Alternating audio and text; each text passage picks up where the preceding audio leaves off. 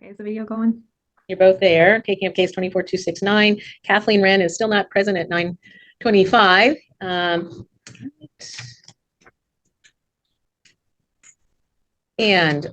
don't see that you've provided the court with any information that she's been served notice of today's date. So Ms. Pope, Mr. Garner, who's going to tell me what on this matter?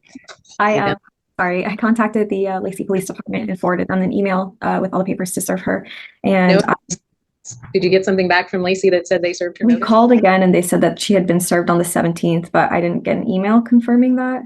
Yeah, we only don't have anything in the court file, so I can't make that finding that she's been served. So what happens usually is law enforcement writes out an affidavit under penalty of perjury and says what they served her, when they served her, where they served her. And then you need to see that that gets into the court so that I can see that that in fact has happened. And so then maybe I could make a finding that if she's not here, then that she decided not to be here and I could go forward without her, but I can't do that today because of that. Right. So the other option is we simply set another court date and you work on getting her served for that court date and get that information to the court on or before that court date. Right. So she's local as far as you can tell? Yeah. Yes. Okay, so we do this every Monday. Our next one is the 23rd we could set, or any Monday thereafter if you wanted to look at your calendars. Did you have something to say? Sorry. Work for us. 23rd? All right, we'll set the 23rd of September. And then we'll email you. Did we email you a service packet before? Did you pick it up or? Emailed. It was emailed to us. Okay. We can just email that. We'll email you a service packet again and just contact, if you want to use Lacey Law Enforcement, then contact them and just make sure you. We'll make sure. Yeah. Sorry about that. Yeah. Okay. All right. That's it for today. And if you have any questions, contact the civil department, but sometime today, certainly by tomorrow, you'll have that service packet. Okay. Thank you. Awesome. Thank you. All right. Thanks. Here, Ms. Wesley, I've got Mr. Elliott and Ms. Meyer. All right. So Mr. Elliott, you have, I see, is Nicole Marie, is that Ms. Meyer? Yes. There you are. Yeah. Okay. Got everyone here. All right. So Mr. Elliott, you've just made a notice of appearance. You're right. We don't, I mean, you can send things in electronically, but we're working on that. So then you're asking what? I'm asking for a continuance. I'm going to say, I got to get a hold of some records from North Carolina courts regarding some of the history in this case. So I'd ask to set this out 4 weeks. All right. And so you're making a notice of appearance. We set these things quickly. It's nobody's fault that Mr. Elliott's here on the day of asking for this. But Ms. Wesley, then the request is to continue the case. Order would continue until that hearing date, and then the court would make a decision. Anything to say, Ms. Wesley? I can't hear you. I wonder what's up with your audio. Still can't hear you. Have you connected to audio? Yeah, we're not hearing you. It's important that we do. Maybe sometimes if you're back all the way out and come back in, sometimes, and then connect to audio. Check your microphone settings. Try that too. Thanks, Mr. Elliott. Never quite know what people are working with. All right, well, still can't hear you. Oh, try it again. It says it's on. Now I can hear you. It's very faint, so you're gonna have to get closer and speak very loudly. Okay, sorry. Yeah. Even louder. Okay, can you hear me now? Are we picking her up on recording? All right, we're gonna try and turn you up. How's it now? Sorry. No, I don't Better. know how to fix Okay. it better. So Ms. Wesley, then the request on behalf of Ms. Meyer through her attorney is for a continuance about 4 weeks, set it into early October for the respondent and her attorney to prepare. Any comment there? I don't know why it needs continued. I just don't want to be harassed anymore, third party or otherwise. And I don't know what the state of North So do you have the continuance request is for her attorney to access some documents and to prepare a defense. That's why. Okay. So are you going to sign a temporary order in the meantime? So the order would continue until the next hearing, until the end of that next hearing. Okay. And then my question is, he mentioned North Carolina. What would? I Well, don't you know can what talk to those the court- attorney on your own. I'm not here to be involved in those discussions. But I do find there's good cause. Mr. Elliott, where are you? You still there? Yes, I'm here, Your Honor. There you are. I Okay, may you have got heard the all of state that. wrong. Okay. Yeah, and I may have got the state wrong. I just got, like I said, I just came on. If I said Well, North you can all Carolina, got talk the and wrong that's state. fine. Yeah, But if I I said do North understand from the pleadings that there is some other proceedings in a different court. And so it is good cause to continue the case. The order will continue. We're going to talk about 4 weeks would be October 7. Is that a date, Mr. Elliott, for you and your client? October 7 works for me. Okay, we do this every Monday. Expect to spend the morning with us just in case. Mhm. Ms. Wesley, October 7. October 7th is fine, but there aren't any other court proceedings going on with this. There's nothing else going on with it, so I don't know why that. Maybe not going on now, but in the past. So that's what I remember reading. So October 7th. Okay, yes. 9 o'clock. Like I said, expect to spend the morning just in case. And I'm signing an order that sets us over to October 7th. The order of protection continues. The anti-harassment order continues in effect as is. And then Ms. Meyer, you look to your attorney for any advice and any questions.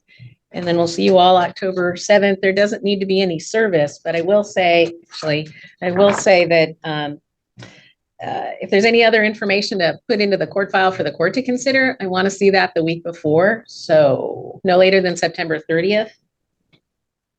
So if there's anything else you think the court should see and you want the court to see it, it's in the court file by September 30th, or the court may not consider it. And that's both sides. All right. Thank you, Your Honor. Okay.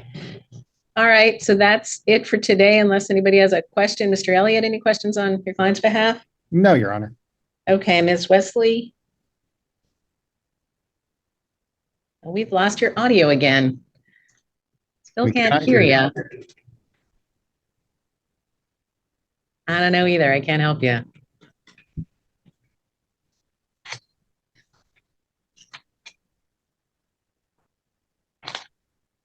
Yeah, your audio is failing. Miss Wesley, I'm going to put my email address in the chat here. This is how you'll be able to get a hold of me regarding anything in this case. And of course, Mr. Elliott, that'll be on your notice of appearance and pleadings as well. Obviously, I just wanted to make sure she had it now, just in case she had a question that. Right. Well, we lost Miss Wesley and problematic connection. So at this stage, I think we've said all we can. I'm ending the hearing now. We'll be back October 7th. You can leave the meeting, Ms. Meyer and Mr. Elliott. We'll see you then. Thank you, Your Honor. Your Honor.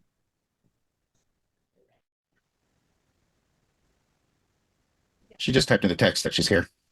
Okay. Is your audio working? I didn't see that chat on the chat. John and Wesley, is your audio working? Can you say something where I can hear it? I'm talking right now. Is she connected audio? Yeah, she is. Okay. I can't hear you. Can you type something in the chat there to see whether I can hear that? We're not going to be, okay, go ahead.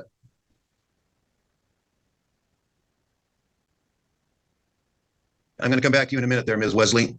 Is Nicole Meyer present, or that somebody? Yeah, out I'm here. And I'm here. council's present with her. I'm going to seek another continuance. I don't have Miss Wesley's information to send her documents. Okay. that I tried to file. Do you submit a notice of appearance? I tried and I got it back in the mail. I might have tried filing it wrong because there's no e-filing here. No, there isn't, but we do get mail. What address did you send it to? Oh God, I don't remember. Second. No more continuance. Let's just. Can I please just get an extended anti-harassment order? Is there an order in place on this? Yeah, it was so I was is what I put on the envelope. I didn't see it on the address. We're building 3, first of all, but it shouldn't have come back. Thurston, just go to Thurston County District Court, 2000 Lake Ridge Drive, and then 98502 South, it's Lake Ridge Drive Southwest. That should get here. It got returned to me. So I don't have an explanation for that. I So don't Ms. know. Wesley, I'll come back to you in a minute there, Mr. Elliott. You're asking to set, I did see somewhere that you were asking to set this over. I Yes, have a question. Ms. Meyer, does she live in Minnesota? Am I understanding that correctly? She does, Your Honor. All right, that's all I want to know. That's a yes or no answer. Yes or no question. You answered it. And so I'm going to come back with Ms. Wesley. Ms. Wesley, again, I can't hear anything you're saying if you're trying to speak with me. It shows my audio's on. It shows I'm on. So, okay, I see that my audio and video are both on, and then you're asked, can I please just get an ongoing order? Well, there's going to be a hearing on that. And my understanding, given that Mr. Elliott's here on behalf of Ms. Meyer, she's going to contest that. And so, but they're asking for a period to set this over for a period of time to get some information to you in support of their position of being against this order. And but in order for us to have this hearing, I'm not sure why I'm not able to hear you, or I can see you fine. I can see on these chat, but that we're not going to be able to conduct a hearing that way. Hang on just a second. So, yeah, I see your lips moving, but I can't hear a single word. So what's going to happen today is and this has been reset once before. It's October 7th. We can reset this to October 28th. That's 3 weeks at 9 a.m. There's a temporary order in place that'll remain. And we'll reconvene on the 28th. Can you hear me now? I can hear you now. Yeah, barely. Okay. Try it again. Can you hear me? Yes, I can. Okay. So did you understand everything I just said? I don't understand why this is having to be held over. I just want an anti-harassment order so I cannot be contacted by her or. Yeah, I know you do. I understand that. And Mr. Elliott is here on behalf of Ms. Meyer saying they don't want the order.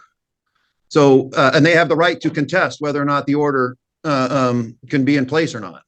It's not something you just can come and get. And then if someone opposes it, and there are good reasons to oppose it, there's a lot of reasons why someone would not want an anti-harassment order. And so I'm going to give him that opportunity, but he wants to get you some information about that further supports Ms. Meyer's position that she doesn't want the order.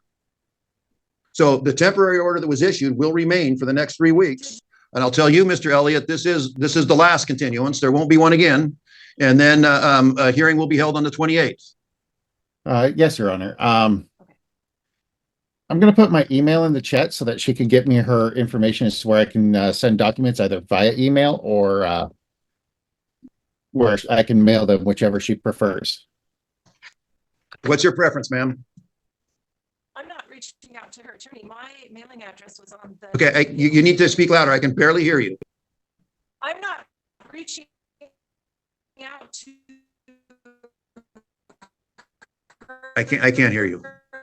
Her attorney. My mailing address was on the paperwork that they received. My mailing address is on the order. Okay. Did you get the address on the order there, Mr. Elliott? I will have to double check. Okay. So what we're going to do here today, again, we'll reconvene on October 28th at 9 a.m. You can file this with your stuff with the court, and I'll tell you, Ms. Wesley, you can access the court file and you can see what he files if you don't get it. He wants to get you some stuff. I have no idea what it is. But if you don't get anything, I would check with the court file and see what you can get there. But when we reconvene in 3 weeks, you need to either be present or have sufficient technology where I'm able to hear you, because this is not going to work this way. And sometimes people live in poor internet service area. Sometimes people just have bad, their smartphone or their computer doesn't work as well as it should. But, that's after COVID, this is kind of the world we're living in these days with regard to technology and remote appearances and so forth. But sometimes it works great, but sometimes the technology is lacking. Okay. Did you understand all that? And you folks are free to go, and we'll see you back here on October 7th. Today's October 7th. We'll see you back here on October 28th. My mistake. Sorry. Yeah, you're here for Ms. Meyer. Yes. And then it looks to me like you filed a bunch of stuff this morning, 20 some pages. The court or the Minnesota court records. Yeah, and I haven't had a chance to read that. And so since it was just filed this morning, and so we're obviously going to go into the afternoon. So you might want to, I can let you know now that we'll hear your case at 1:30. Okay. And so you can relieve your client. We'll take Mr. I would say you've been patient, but I don't know that you've been patient. You might have been very impatient. We'll take Mr. Coker's and Mr. Oberlig's case, Ms. Oberlig's case. We'll take that case here now. And even if that goes into the noon hour, we can deal with all that. But you just have and then Ms. Meyer and Ms. Wesley, But here's the thing about your case. We're going to be in a different courtroom. And so you're going to need to log into courtroom number 1, correct? Yeah. So you're going to be in courtroom number And 1 in you'll the notice that afternoon. I'm That's the same for you too, from Mr. Elliott. We'll one just see screen kind to of the across. other. I've got my court files electronic. I am listening. I will be looking at things that you're referring to and looking back at things that I remember that I reviewed as maybe someone's testifying. But let me get kind of things open here real quick. There we go. Thanks. And so I'm going to put everybody under oath. Mr. Noah, if you'd raise your right hand. Mr. Noah, do you swear to tell the truth, the whole truth, and nothing but the truth? I do. All right. And then Ms. Gray, if you'd raise your right hand. Swear to tell the truth, the whole truth, and nothing but the truth? I do. Okay. So this is a request for a protection order, an anti-harassment order by Mr. Noah against Ms. Gray. And I see that Ms. Gray was served in court this hearing, so everyone's here. And I'm going to hear from first Mr. Noah, and likely through his attorney, and then I'll hear from you, Ms. Gray, and make that decision. I've looked at all of the information that's been filed here, but there's a lot of information, so it's helpful if as you're testifying or going through your position that if there's something you want me to look at again, then help me find that so I can look at it. But I'll turn first to the petitioner on behalf of Mr. Noah, Mr. Foster. Yes, good morning again, Your Honor. Preliminarily, I believe the last time the parties were in court that Your Honor instructed them to have all materials submitted by September 3rd.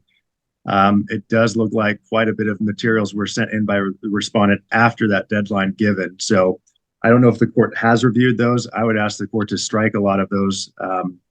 They also contain declarations that are unsworn, unsigned, and not under penalty of perjury. I'd be asking the court to strike those. If the court has reviewed them, they're really not relevant. I don't think they really add much, but I just wanted to make that record.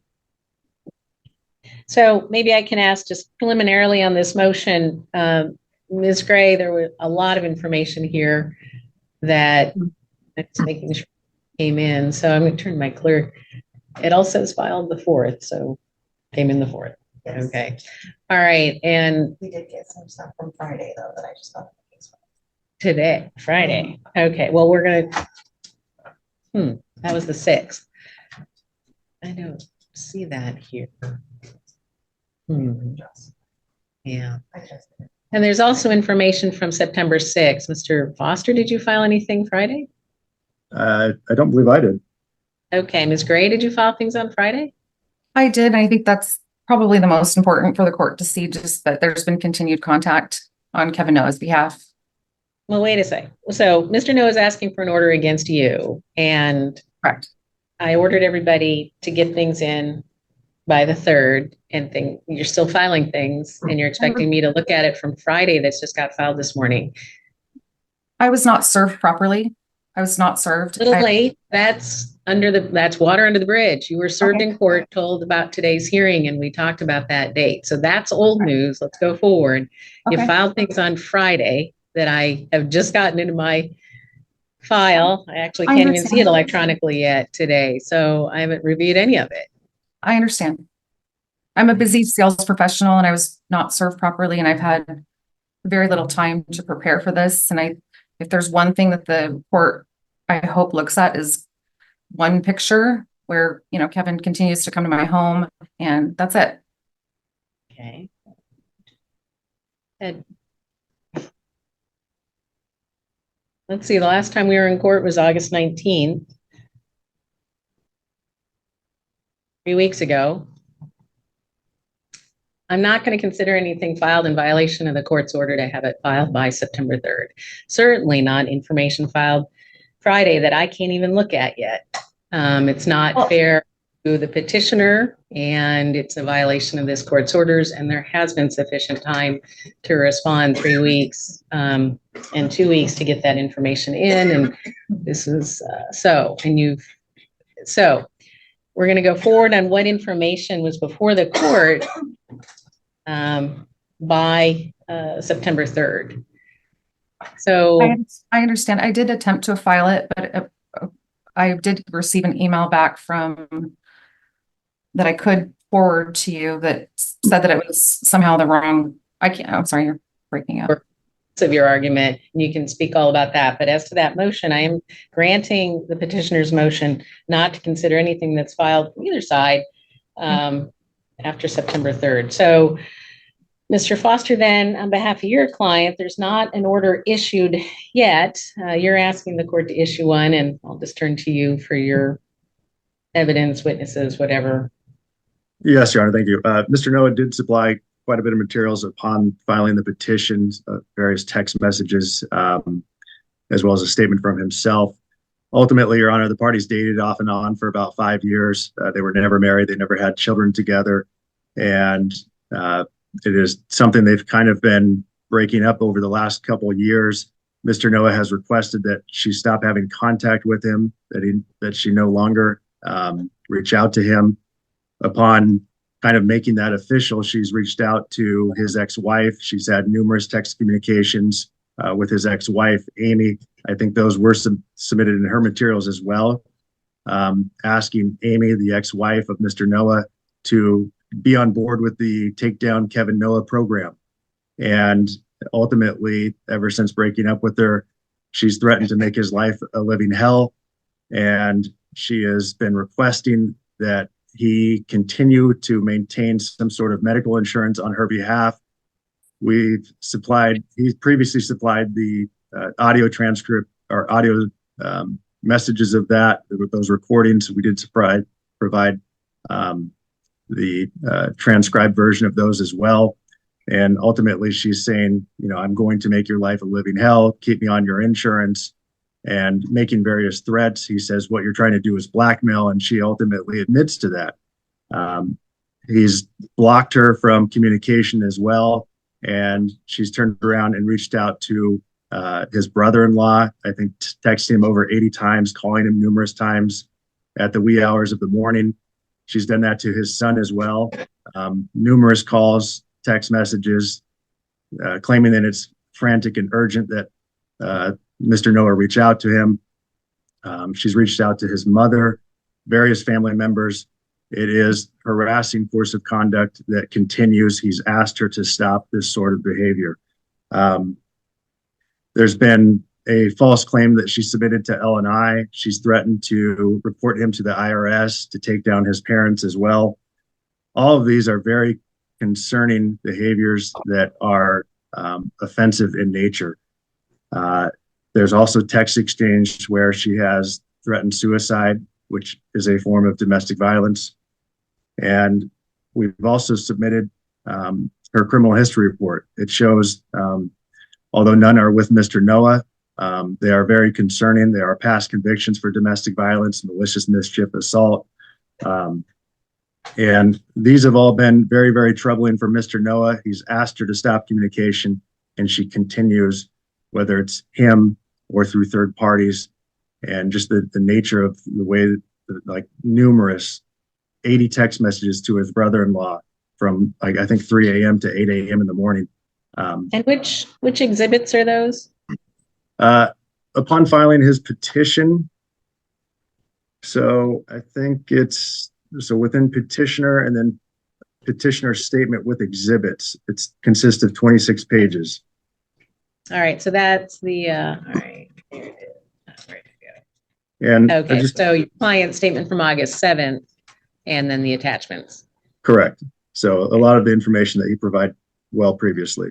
And a lot of those various forms, if you scroll down, there's some of them are from her, and then some have no caller ID, or they're through a kind of a third-party software whereby you can send a text communication or a phone and kind of disguise your number as well.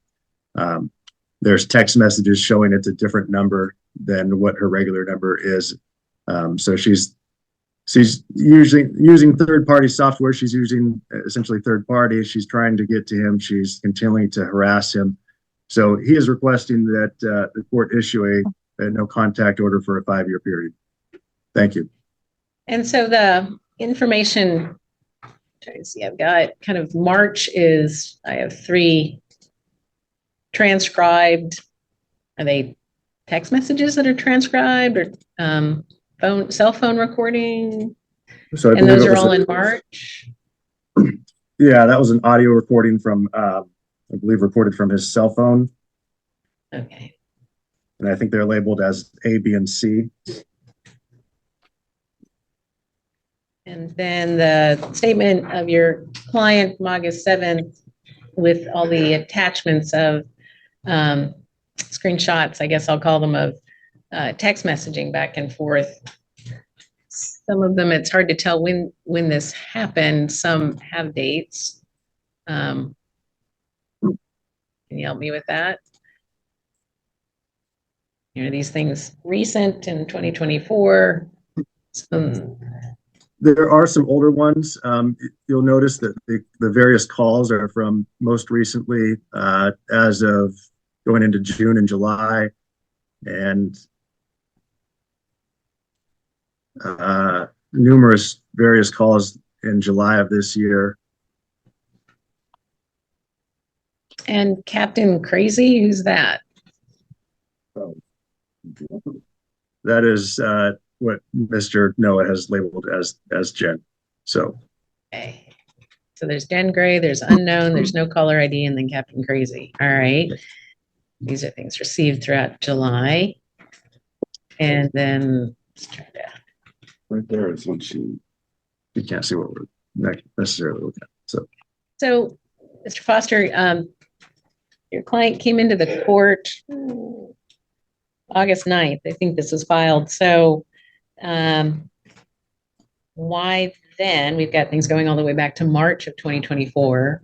What caused him? Was there something in particular that caused him to come into the court on August 9th? Your Honor, it's continuing behavior, and he does own and operate a haunted house in the Thurston County area, and it's anticipated that that's going to be opening here at the end of the month. And he has concerns that Ms. Gray is going to attempt to sabotage that business operation as well. And why does he believe that? Maybe you can point me to some of these exhibits as to why that is a concern. Well, she has reported to L&I and made a claim that she had worked there at one point, and Mr. Noah denies that.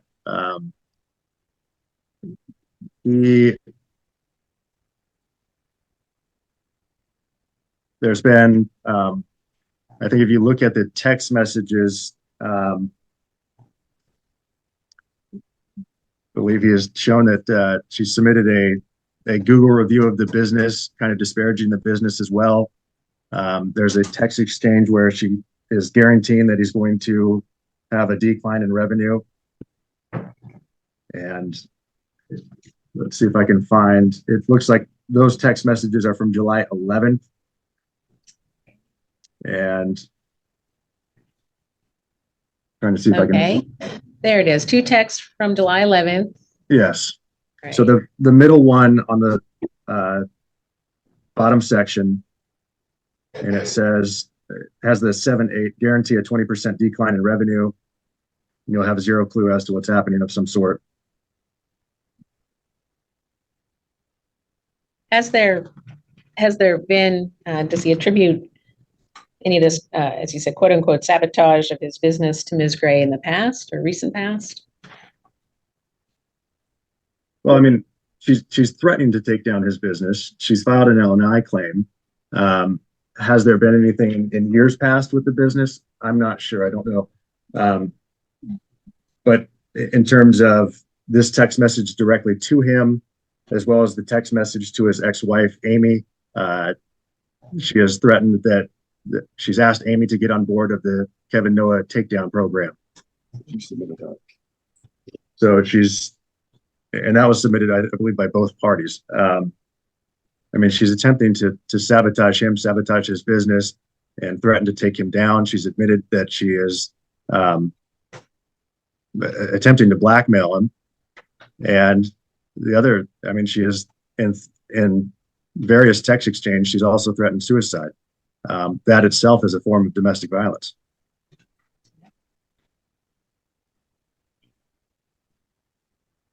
And before the 9th, when your client came to the court,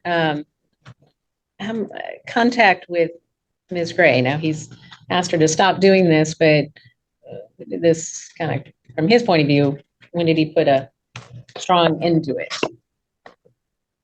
Yeah, do you want to go ahead and speak to that? Hello, Your Honor.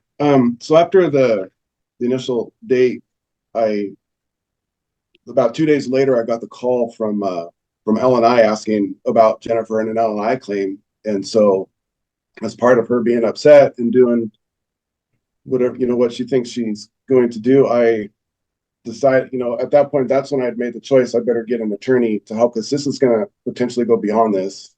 And I would say back at the end of May, June, it was kind of like on my end officially done. And then in July, when she texted me about 80 texts, 40, and this is all between 11 and 3 a.m. texting. And then I didn't respond. So then she reached out to my brother-in-law, my son, and my ex-wife. And so she's trying to get everybody to jump on board to just to, like, I don't know, become against me and do awful things. I actually have one of the luckiest people that have a good rapport relationship with my ex-wife, as far as everything that goes on, and we get along just fine. And she's trying to tarnish that. And I just don't understand why. So how did you tell Ms. Gray to stop in May, June? Mr. Foster, your connection is frozen, so we're not hearing you right now. So we're just going to pause. They're still cutting out. Okay, now you're back. So I asked your client around May or June, Mr. Noya, say that, can you describe to me how you told Ms. Gray just to stop contacting you? In July, it was through a text. And then even prior to that, there's multiple texts that I've submitted of, please stop contacting me. And then she's offered, come out, it's just a cycle. And so she's like, she'll apologize to me and say, I'm good, we're good. And we had kind of a nice, not even a fallout. And at the end of May, she came over and got her stuff. I even took her to her storage facility, helped her out. And she's, I thought things were going to end on kind of a good note in a sense. And then all of a sudden it just flared up. And then if something happens and I'm going to commit suicide. And so it's something I've been trying to get out of and like just trapped in. And then after I got the attorney, Mr. Foster, then the records came up of her past history. And I did have a declaration from her last boyfriend that she assaulted, and she has continued to try to contact him. And then I'm more concerned about what's happened with you. So I understand that that's been filed. It's not really that pertinent to this at all. So, so was there any relationship, any intimacy between, May when it all sparked up again in July? No, nothing since May. All right. So you helped her move all her things wherever she wanted them and then thought it was done. And then July, you start receiving information without contacting her? Correct. All right. Can you talk to me about this L&I claim and why you believe it's false? What's that about? When did that happen? That happened on, I think it was like the 11th or 12th that the L&I called me and said that Jen filed a back claim that she injured her back as an employee of me, and I have no employees. Okay. And when was that? You said the 11th or 12th of what month? Of August. It was like 2 or 3 days after the 9th. All right. And so you're dealing with that L&I claim now? Yeah, she's looking into it, and then they were going to get back to me, and I haven't heard anything since. And then you say there was a threat to your parents from Ms. Gray about reporting to the IRS. What's that you know? A lot of that has to tie in with medical insurance. She has been blackmailing me for over a year about keeping her on insurance, and she's going to turn me into the IRS, which I don't understand why. I'm up to date on my taxes, and I have no idea what my parents have to do with it, but there's been multiple threats of just, I'm going to do this, come to my work. That's on one of those A, B, and C videos, make my life a living hell, and just awful stuff. And I'm just, and there's just so many things on text that are just awful texts.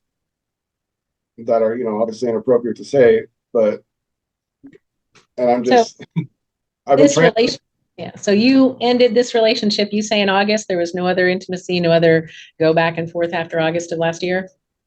No, it'd be May of this year. May. Okay. Get that. All right. And then since then, in July, you received, say, about 80 texts in the wee hours in the morning. Yeah. And then when you didn't respond, your ex-wife, your son, and your brother started receiving texts from Ms. Gray. Correct. There are some texts in June that she was texting me, and I did respond to her that inviting me over, like I've got dinner, come, and I'll see you at 10, just all these assumptions. And I've responded like, hey, I'm not interested, leave me alone. And so I think at the end of June was when I officially have not responded to anything. Okay. But since May, you've said not interested and tried to get her belongings to her and successfully did that. Correct. Can you help me understand this whole issue about the insurance coverage? Why is that a bone of contention?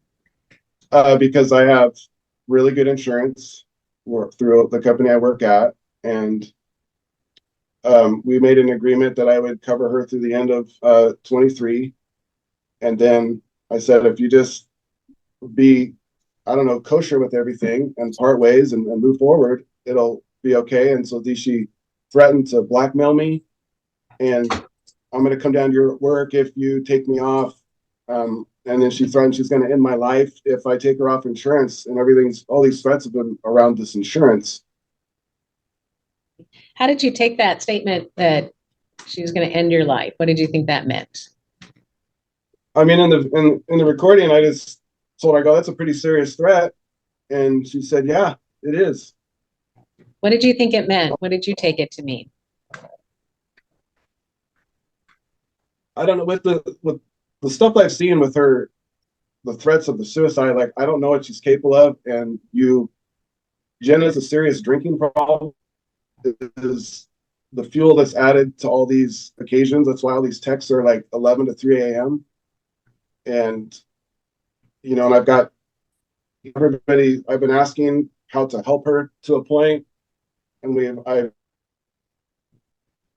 now you froze up again. The connection froze up again. Can you hand me the paperwork? I apologize. Are you there? We're back. Okay. So we'll keep soldiering on. So Mr. Noah, what did you think that statement to end your life meant? What did you think? I think it's a way for her to scare me and put fear of that she's capable of doing anything. And based off of Did it work? Did it put you in fear? Did that work? Did it put you in fear? Well, yeah, I was afraid, and but I have no explanation why, that was in a time where, I have seen her since she said that. So that's hard to say what I'm just, now I'm more afraid of what she can do now that, if this happens to where, I don't know, when I come out of the house and open the garage, I kind of look outside. My kids were a little nervous after the 9th, because she said, I'm going to threaten, I'm going to take you down. And so 2 days after our initial hearing, the first thing I get's a call from L&I, just causing more problems for myself. Okay. All right. Mr. Foster, anything else? I think I've asked the questions I want to ask at this point. Anything else on behalf of your client? No, Your Honor. Okay, and so then I will hear from Ms. Gray, and then Ms. Gray, Mr. Foster will have an opportunity to ask questions as well on behalf of this client. So, Ms. Gray, your response to this request for a restraining order, an anti-harassment order? I clearly do not want a protection order against myself. But if the court has to, I would like one and not retaliate. I just feel like everything up until, I'm sorry, I'm nervous and I'm upset. I'm trying to gather my thoughts. I have a lot of notes.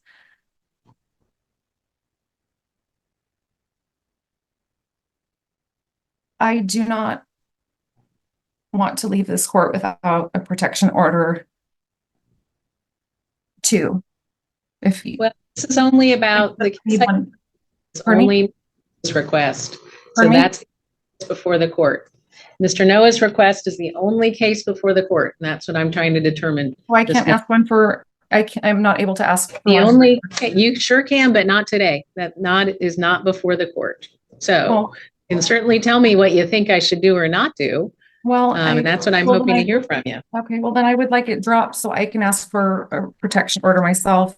You know, everything that he has said is half truths and BS and just snippets, you know, his little clips of nonsense. I mean, the things that he's provided to the courts have zero dates. I know that I inundated the court with things, but they all are timestamped. They're all real. He has reached out, my, you know, declarations that I provided to the courts that I did get in on time. My lengthy declaration. I just wanted to get it all in so there's history. My boss, my previous boss, you know, he's saying that I'm reaching out to people and I'm being, you know, doing things that are, you know, reaching out to his brother-in-law, reaching out to his son. He's reaching out to a previous employer who is a professional reference. You know, it's kind of a big deal. It's someone that I can use if I love my job, my current job. My boss, my current boss loves me. I'm doing well. So I you don't did need- file some declarations. Let me help direct you here. And I don't know who these people Todd are. Weiss. You've So got, Todd Weiss is a former employer. In January of 2024, this year, Kevin took him to lunch. And because I've maintained a relationship with Todd, it's a professional situation, you know, networking, whatever. He's constantly trying to fill roles, and I was a great employee. And okay, so let me professional ask you then. So what I hear from, you know, if you can answer some of this, what I hear from Mr. Okay. Noah and what we've heard today is that sometime in May, he believes that he put a firm stop to this, that there was some assistance in getting property back and forth. And then in July, he receives a lot of texts, his brother, his son, his ex-wife do too. So any comment on that testimony? 1000%. I'm embarrassed by my texts. There's been continued contact that I don't have documentation because I am a sales professional. I work, I have kids. I'm doing well. I didn't have time to prepare very well because I was traveling for work and I'm just getting out of look at my LinkedIn profile. I have a women in dentistry thing like that. I have a lot going on. I'm not sitting at home recording things and whatever. Maybe I'm emotional because I'm spread thin. Well, tell me about the contacts that you wanted to tell me. I mean, you can testify to that. Tell me what you know. Contacts. Oh, there's a lot of Is that- contacts. He has reached out to my friend Hannah Hart via LinkedIn. He's not even on LinkedIn. He has 6 contacts. I have like 8,000 because I use So LinkedIn. is that recently or what happened there and why is that? I don't know why, but I get contact. I don't have time to dig into it or look into it. I don't care, but it feels like a poke. It feels like I just get constant pokes. I spoke with my girlfriend, Katie Braniak from Scottsdale, a best friend, whatever. Like I don't talk to her all day, every day, but Kevin's been sharing pictures with her and, you know, sending like inappropriate sexual blah, blah, blah. She didn't want to get involved because she's honestly scared of him too. So those statements, you say you're not proud of the statements you made in some of those I'm not proud of my exhibits text. I had to review. Yeah. And so, but there were some statements in there that we've talked about here about ending his life, making his life a living hell, I would like joining to, the project, Yeah. the takedown program. Can you tell me? I would love to. anything, your response to that? I loved Kevin. I loved him dearly and I trusted him. And I have, you know, clearly his attorney provided my criminal background. I've had a long history of domestic violence and abuse, and I am a survivor. And I thought Kevin was different. And so during our 7-year relationship, I wanted to believe him. I wanted to support his business. I wanted to whatever. But the last 2 years, I did see things. I told him if we get married, I am not going to sign anything because I dealt with an ex-husband that took me down financially. In 2009, Gary Gray, he took me down, $500,000 IRS bill. So I told Kevin, I was like, you need to form an LLC. You need to start paying your people appropriately. You need to blah, blah. And then fast forward, I love this man. Fast forward, I don't even get paid. So the takedown project is pay your taxes, pay your people appropriately. I worked a full-time job, sales professional. Look me up on LinkedIn. I work and I'm successful and I meet quotas. I'm a good human. Clearly I'm emotional. So the Clearly takedown it's project is is pay your taxes. your frustration over the way he's running his business. Yeah. Or- And And if you listen to the videos he provided, he is taunting me. He's laughing at me. I love what he provided to the courts. I love it. I All love it. right. So what about the comments, end your life and make your life a living hell? Any comment there? And I don't even know where that came from, honestly. I provide context. A lot of things have been said out of emotion. The only end your life project I've had is I have felt suicidal over the last year or two with him because I did trust him. I did build his business. I didn't get paid for my time at his business. And on top of that, my business suffered and I've been so spread thin and I'm so tired and I'm not going to allow him to take me down.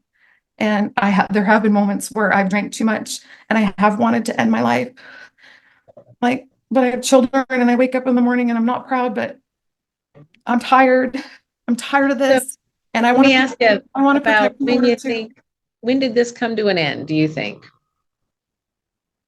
It's so confusing. He's such a master manipulator and and that's what's so confusing about him. He's like, I love you. And then he just, I don't have a date, but probably June. And why do mid-June. you say June? Why do you say probably June? The actual end date where it was done? You think, yeah, what you think? Why do you say probably June?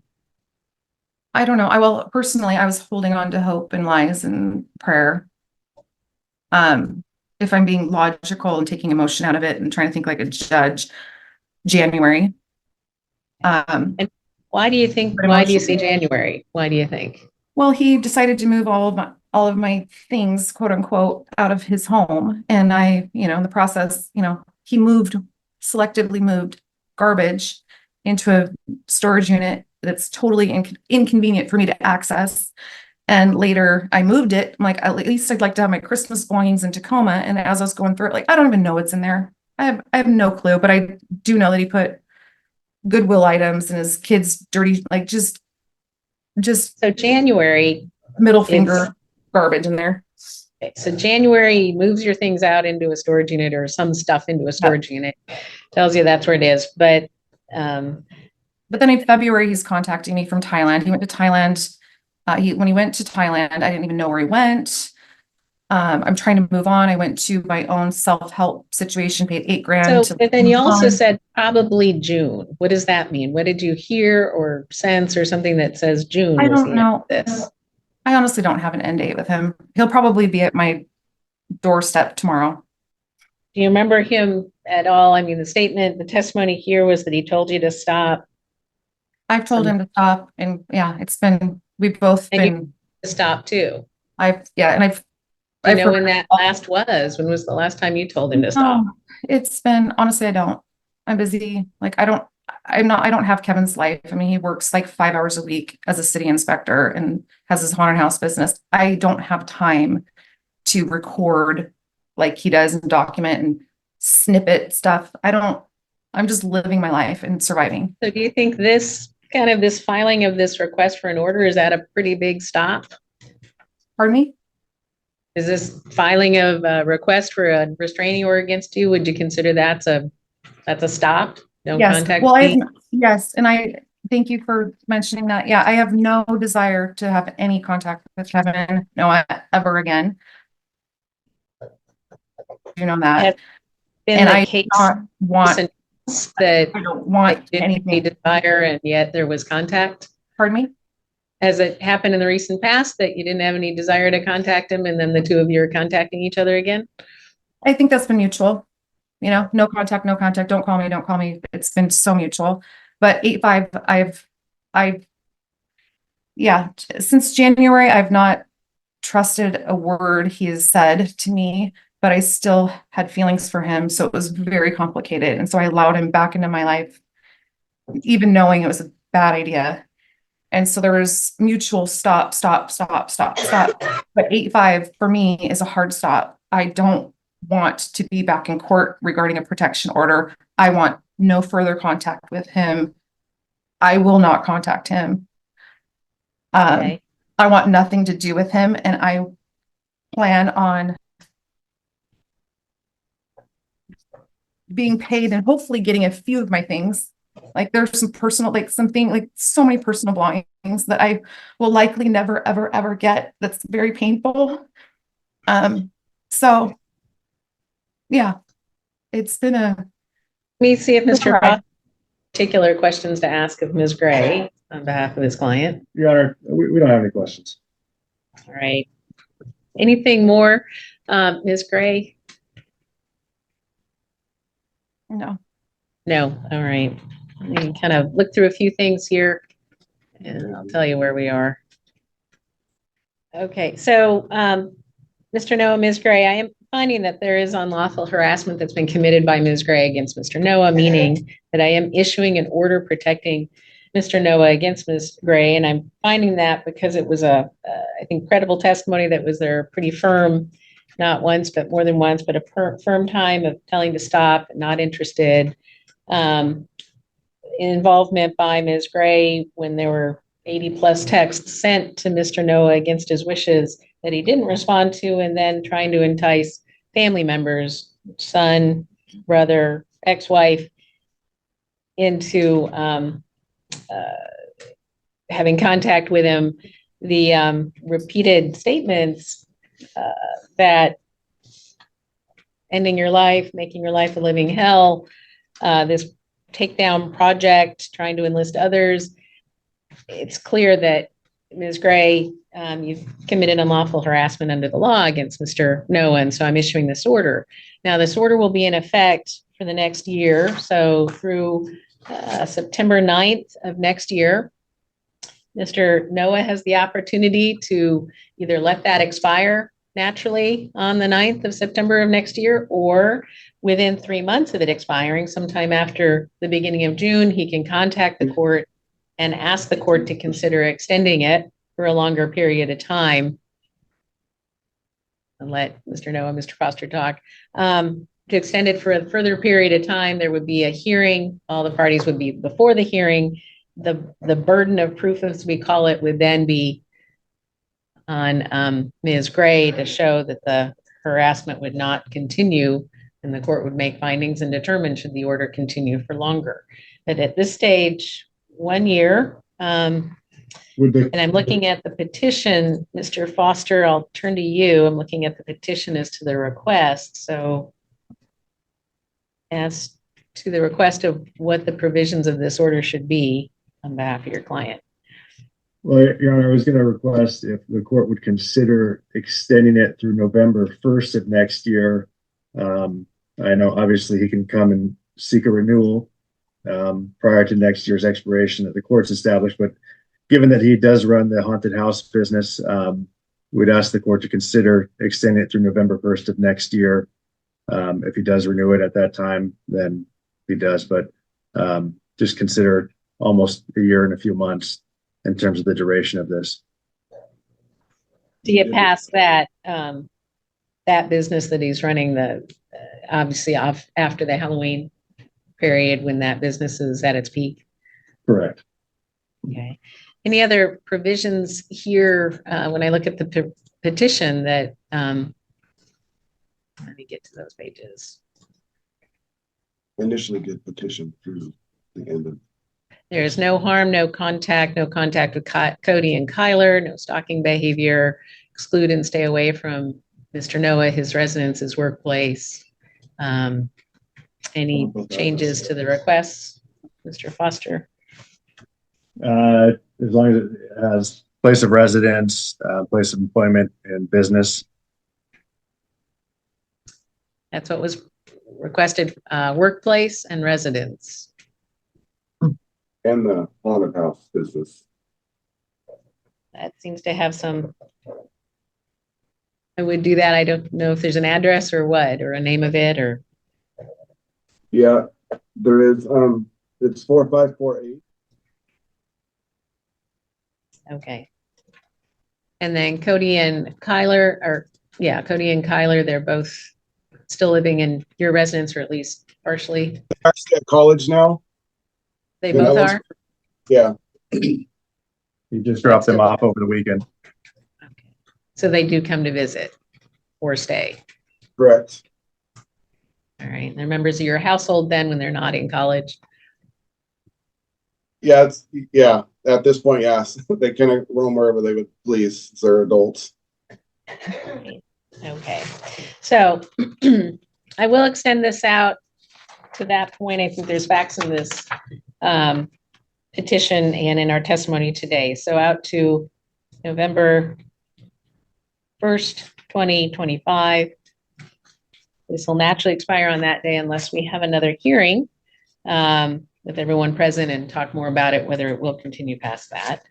The members of Mr. Noah's household, Cody and Kyler, are included here. Let me get to that. So no harm, don't cause any physical bodily injury, assault, non-consensual sexual conduct, or sexual penetration, don't harass, threaten, or stalk Mr. Noah. Don't contact him through family, through friends, through social media in any way, indirectly through third parties in any way. And the members of his household, Cody and Kyler, right? And no stalking behavior, don't harass, follow, monitor, keep under physical or electronic surveillance, cyber harass, don't use phone, video, audio, or other electronic means to record, photograph, or track locations, digital, wire, electronic communication in any way of Mr. Noah and Cody and Kyler. And stay away, and you're excluded from being within 1,000 feet of Mr. Noah, Cody, and Kyler, knowingly being in 1,000 feet, his residence, workplace, and his other business located at 40. That covers the restrictions that have basis in our findings that I've made here. Anything else, Mr. Foster, on behalf of your client? No, yeah. Thank you. And there is no requirement for Ms. Gray to be served notice of this order. She's here. But this will be available through the court. It'll be in the court file here, certainly by this afternoon or tomorrow, but it will be available at anyone's request. May I And ask a question? sure, you can access the court's file on your own with your Zoom instructions. And Ms. Gray? May I ask a question? Right, Ms. Gray? I just was wondering how I get protection, because I don't want him to contact my employer or my previous bosses or my, professional references or my friends or my family or my children. There's been constant contact. How do I protect myself? The same way that Mr. Noah has requested. Okay. Thank you. Thank you. You're welcome. So that's it for this morning. As I said, this order will be in the court file for all of you to get access to. So Ms. Gray, you can be on your way. Mr. Foster, Mr. Noah as well. Thank Thank you. you. Take care. Welcome. Wilsford's request for an order against Mr. Hudspeth, and case number 24298, that's Mr. Deal's request for an order against Mr. Hudspeth. Thanks. And I got two of those here. It's easier if I have everything in front of me. Thanks, ma'am. 1 second. Okay, kind of get things organized here, and then I can hear from folks. All right. You've got someone else with you there? Yes, ma'am. Yes, Your Honor. All right. And Mr. Hudspeth, are you going to be calling this person as a witness, or? Yes, ma'am. And who is this person? This is my wife. What is her name? Oh, Melissa Cheeseman, Cheeseman. Okay, so when I put you under oath, while I've got you, Ms. Cheeseman, raise your right hand with me. Do you swear to tell the truth, the whole truth, and nothing but the truth? I do. Okay, all right. And Mr. Let's see, Mr. Deal, there's Yeah. concern? Your Honor, there has been 3 times where the cops. Slow down. I'm not taking testimony right now. This Okay. is organized. Okay. I will ask you. No, I but was just saying stop, she's never been. Stop, stop. Okay. I'm not gonna have anybody talk out of turn. Okay. We're gonna do this in an organized fashion. It's recorded and it gets confusing if everybody starts talking over each other. So first things first. So Ms. Wilsford, are you still asking for an order against Mr. Hudspeth? I am. Okay. Mr. Yes. Deal, are you still asking for an order Yes, Your against Honor. him? All right. Mr. Hudspeth, do you object to an order issuing against you? Yes, I do. Okay, all right, know where we're headed. So as I said before to folks, you may not have noticed, I'm looking at a couple of screens here. Our files are electronic. Generally, the things that you filed are electronic, so I need to look at that. I am listening, but I need to also look at the things that you filed while you're telling me things and to kind of see if there's some questions I have. So I am listening. So you both filed petitions and they seem to be, well, let me just review real quick here and why I want everybody to have a fair shake here. I just think it might be most efficient to hear things together because they look like the petitions, if I remember right, were kind of written all at the same time, alleging the same issues. All right. So we'll start with Ms. Wilsford and then I'll turn to Mr. Deal and then I'll turn to Mr. Hudspeth to respond to all that. And so Ms. Wilsford, then you filed a petition, granted a temporary order against Mr. Hudspeth. I know the background, you wrote it. I'm presuming this is your handwriting in this petition. It is. Okay. And so this all started out over some argument about a dog, but what unlawful harassment do you think was directed at you? I saw him pointing the gun to our property. Okay, so describe your property and their property and all that.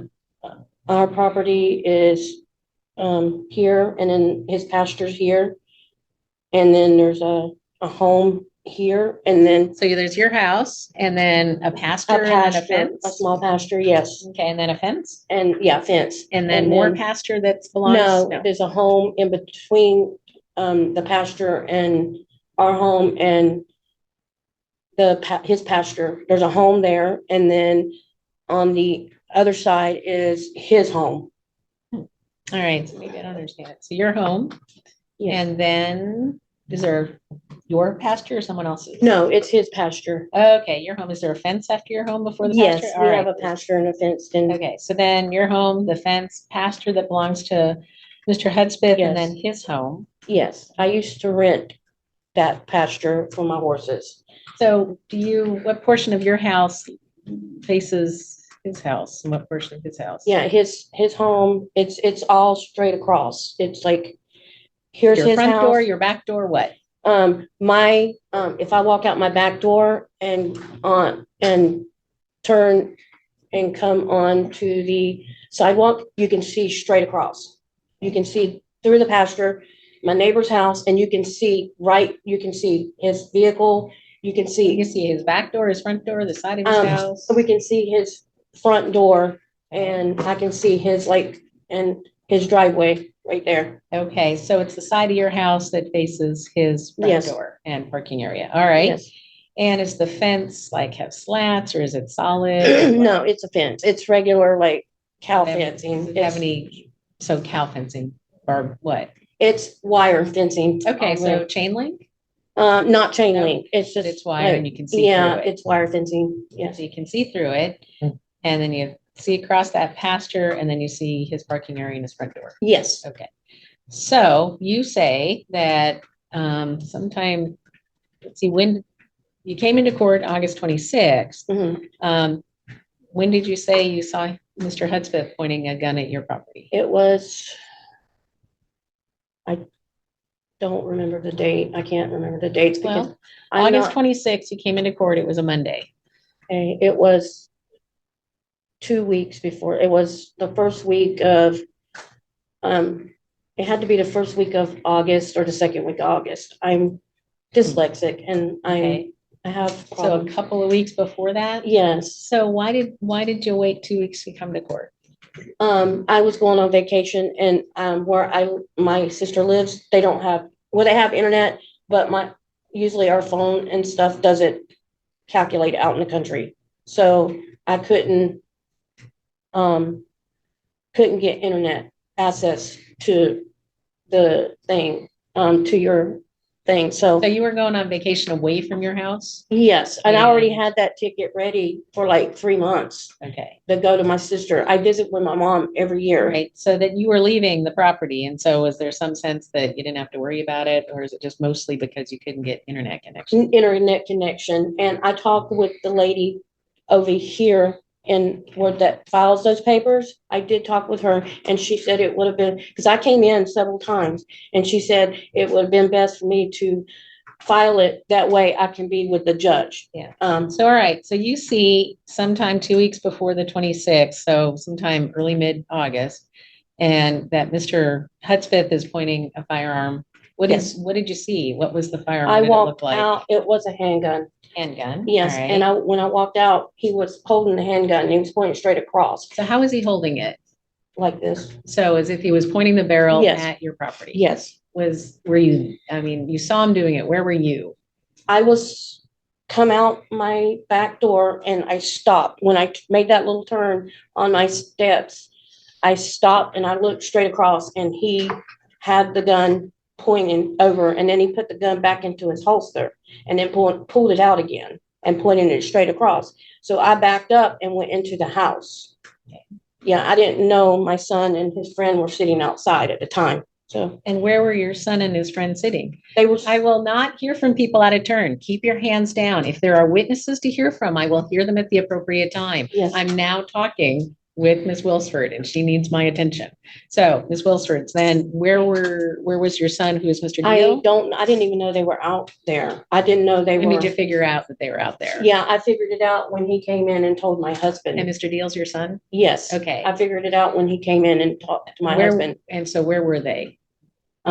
They were actually in our driveway out in the front where I couldn't see them because I hadn't Okay. made that final turn yet. So the front of your house, is that the other side? It's facing like- now, or is it 90 It's- degrees? When you walk out this way and then you make a slant like this, our front of our house is like this, or the front where So we it's park like our 90 cars. 90 degrees from the fence? Yeah, it's, Okay. yeah. All right.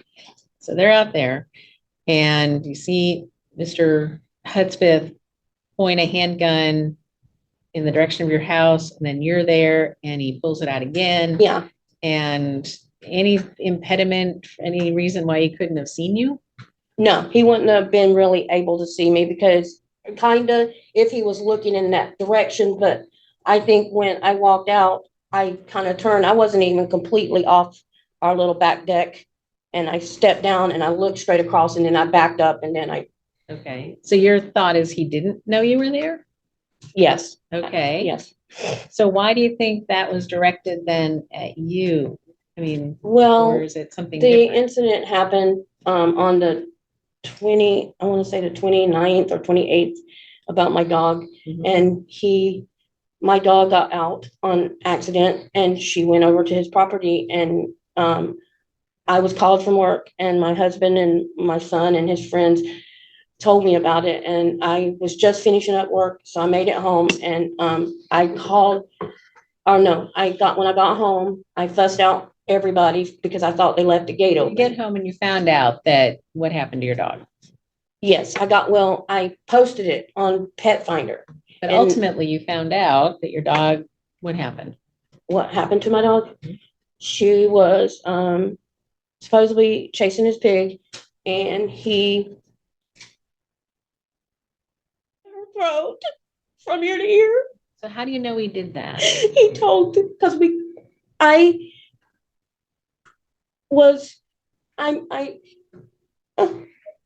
do you know he did that? How do you know Mr. Hudspeth did that? I put it on Facebook before I How did realized you find your dog? I put it on Facebook saying that she was missing and a lady had sent me a message saying, I hope this is not your dog. And she said, and he posted it on the site saying that he killed my dog, slit her throat, because she was chasing his pig, attacking the pig. And she goes, I hope this isn't your dog. And I realized I realized because it was Mr. Hudspeth, you're talking yes, yes. And so I left it alone that night because I was very upset and I didn't want to start trouble. But anyway, so I called the cops the next morning and I said, can we retrieve our dog? Because I told them what happened. I said, I wanted to bury her, on our property. And the cop asked me what happened and I told him. And so he said, I'll call Mr. Hudspeth because I told him who he was and stuff. And he said that the dog had jumped on his pig and he had and the cop asked him if his pig was okay. And he said she had a few scrapes and some ears. And then he asked him, he said, well, can Mrs. Wilsford's husband come and get my dog? And he let him come get my dog. And then we left it alone. So who went over to get the dog? My husband. Okay. My husband. And so you saw on Facebook the respondent putting something on Facebook? Well, Okay. it was a lady that sent it to me. But it was a posting by Mr. Hudspeth. Yes. All right. Yes. And so then you find your dog, your husband brings your dog home. Yes. And did you see that your dog had? He wouldn't let me look at her. Okay. He didn't want me to, because All right. Did you ever have discussions yourself with Mr. Hudspeth about this? No, we were told to leave it be, by the police officer. All right. We were told, don't say a word, just leave it alone, let it. So you didn't talk about this at all with Mr. Hudspeth then? No. All right. And then that was the end of July. And then sometime the middle of August, no later, you're coming out of your house and he's pointing a handgun towards your house. Is that Yes. right? Is there anything in between that? Yeah, there is some Okay. in between. He rode his tractor. I wasn't out there for this.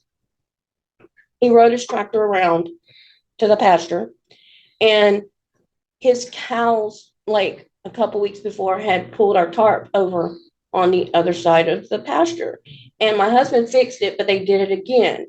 And there was some cup and another piece of trash or something on there, and it blew in his pasture.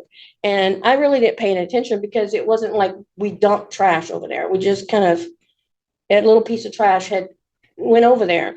And he started screaming and hollering about trash being on his property and how the neighbors, did that. We were dumping stuff on his property. And my son tried to explain to him what had happened. And he didn't want to hear that. And then he started screaming and yelling. And then from what I understand, my son came in the house and we had a friend there, but, my son came in the house and he said, the world just told. So what did you see of this situation? Anything? Or is it really Only your thing I son see, that the we need to girl hear from? that of the friend, the niece that came into the house, she said she was sitting on the back part of the steps of the little trailer we I had. consider what she's saying. I want to know what you saw. I didn't see it. I Okay, didn't but see you it heard happen. it from others and we may hear from others today. So, Yeah. all right. So, all right. And so what unlawful harassment do you believe Mr. Hudspeth committed against you? The gun. Okay. The gun. But you said that you didn't think he saw you or knew you were there. No, I don't think he saw me because I backed up. And when I backed up and went, because I don't know if he saw me or not. I Okay. can't say for sure, but I saw the gun. Yeah. And I'm terrified. My husband's in the Army and I understand guns where he had to go do that, but I'm terrified because when I was younger, I had a gun pulled out on me by my ex. Is there anything else that Mr. Hudspeth did that caused you to come, anyone else here, and we're going to hear from other folks, but as to you and Mr. Hudspeth, that make that other than, if this is, he pointed a gun towards your property, which may not be good, but I'm having to find that he intended that you be put in substantial emotional distress. A couple of things I had to find from that action of pointing the gun in the direction of your home. And you're saying you're not even sure he saw you? I'm not sure if Yeah. he saw me or not. Is there I know anything else that he may have done in this time frame? No, that we you're used to worried be about? we used to be good friends. Okay. And I was gonna leave it alone and let it ride. for a while. I wasn't gonna, I was gonna, After the dog was yeah, killed? because she Okay. was on his property, but And what kind of dog was it? she was a pit boxer mix. Okay, so how big? She was about Oh. 60 pounds. Okay, all right. And- All right, so before I turn over to your son, Mr. Deal, anything else? No, ma'am. Okay. No. So, Mr. Deal, in reading, both, I'm kind of reading both petitions at the Okay. same time here, and it looks like there's other information that you may know of about unlawful harassment directed at you. So tell me why you want this order. What is it you think Mr. Hudspeth did? Okay, after my dog had passed, after that situation with the neighbor, the next, I want to say 2 or 3 days later, So the name is What- Mr. Hudspeth? Mr. Hudspeth Okay, was out in the field that he never comes out into. There's a field on his property that he never comes out that's close to our house. And he was out in that field, and then he started yelling at me about the garbage.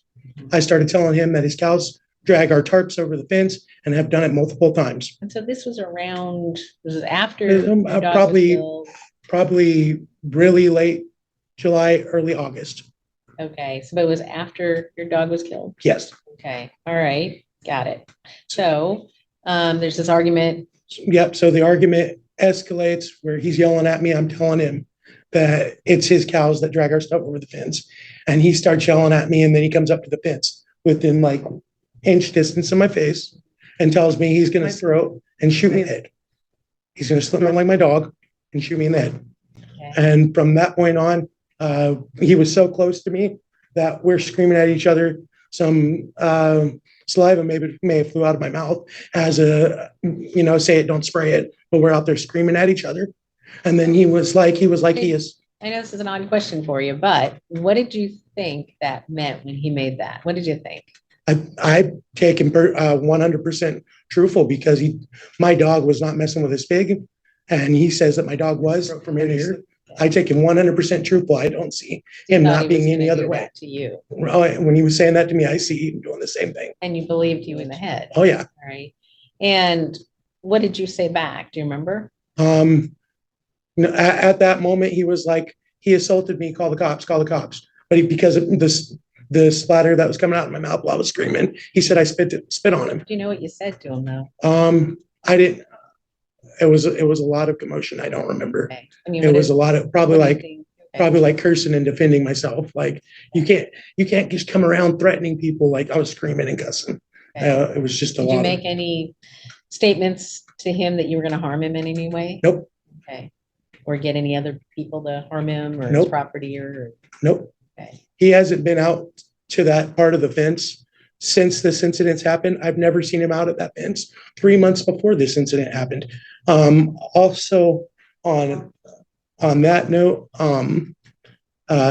the part of when he was standing up against the fence, right up against me, that part of that property is ours.